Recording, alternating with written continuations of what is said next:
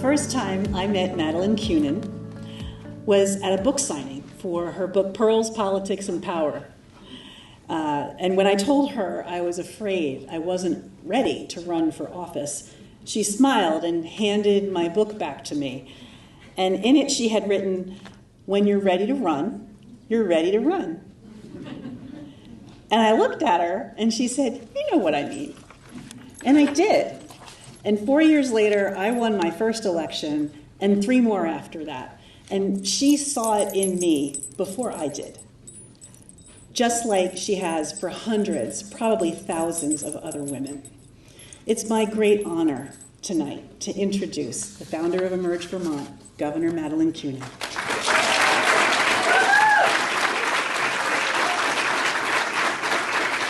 Thank you. Thank you. It's so exciting to be here and to see how Emerge not only has grown, but is a powerhouse. It has produced so many wonderful candidates.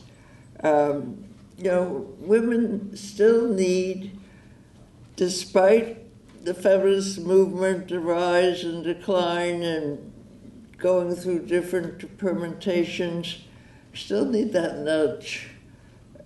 Somebody say, you can do it, because it's so hard to see ourselves in such positions. There just aren't enough portraits on the walls of the State House of Women and of houses of influence and corporate boards. We still don't see ourselves everywhere, though we see ourselves in more places today than ever before.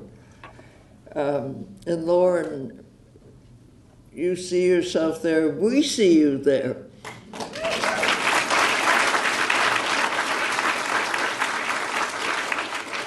You have all the right reasons for running, and obviously the passion to see it through.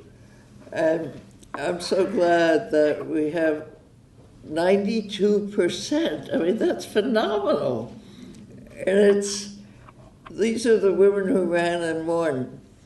But there are also women who ran and lost. And I'll tell you a secret. I lost my first race for governor. It's not in my bio. But it's the truth, and I can tell you the whole story, but I want to concentrate on other things, unlike most politicians. I shouldn't make fun of people who, I was one of those people. But we still have a cliched view of a politician. And it used to be a fat man puffing on a cigar with a scowl. But now the portrait is that wonderful video that you showed with all the different backgrounds and faces and colors. I mean, that's so beautiful, and that was very well done, whoever did it. But Emerged nationally. It should be shown in lots of places. And I never imagined when I founded Emerge 10 years ago, and I asked Keisha to come and one or two other women, and I didn't know whether Vermont would be receptive. I had spoken in California and Massachusetts at Emerge fundraisers, and then I got home and said, why not Vermont? But we already looked pretty good according to the statistics, but not good enough. One of the shocking statistics is less than a third of women are in local office. And I'm so happy you're focusing on that from here on in, because we know now so much happens locally. Book bannings, even the abortion issue can spill over into local government. So you're doing the right thing. One thing emerged has been very fortunate is to have great leadership. And Elaine, you're an example, and we really appreciate the wonderful work you do.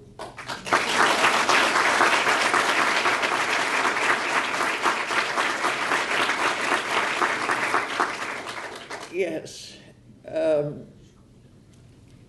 I'm here to introduce Peter Welch, in case any of you forget as I'm going along.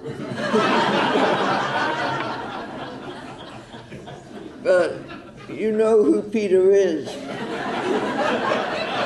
But we don't know him as the next United States Senator from Vermont.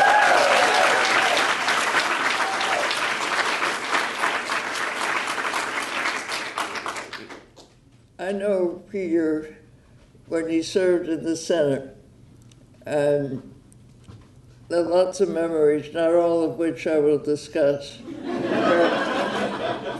But he's been a diligent person in Washington, and sometimes it's a little hard to get a word in when you're working in the shadows of, as a representative in the shadows of two somewhat verbose senators. But now you'll be where you sort of secretly, I suspect, wanted to be all this time. I mean, it's so much nicer to be part of 100 than 435. You'll have a better staff, more, and we hope you'll have a lot of money to send back.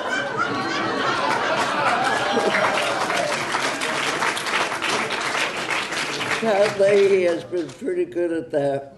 And it's a tough tradition to follow, I know, but I think you get credit for the years you served in the House. So that should be a help, so that you don't get segued into a powerless committee, if there are such things in Washington. There are, but they don't know it.